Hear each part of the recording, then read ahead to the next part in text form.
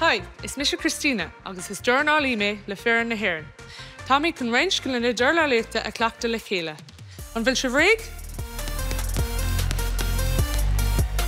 Sulan in for aclaíocht ar bith caithfear taobh suas.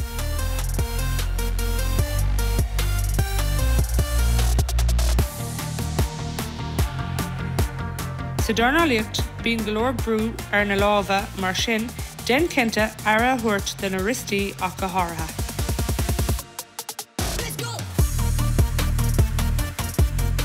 Tá sé an-éasca gortú aáil munan inan tú taobh suas.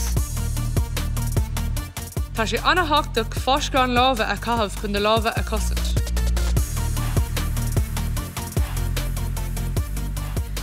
In nuamh, tá muid ag díriú ar an buille in Airde. Úsáidimid an buille seo chun ar chéile cuaireach a stoppa. Is féidir leat na gá láimhe úsáid an láimh dheis nó an láimh clé.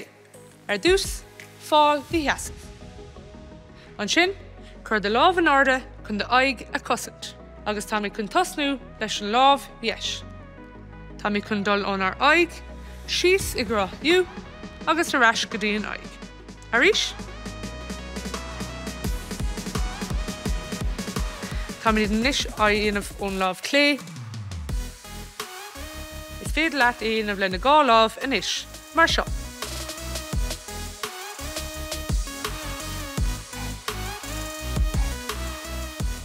Féacann sé mar seo ón taobh.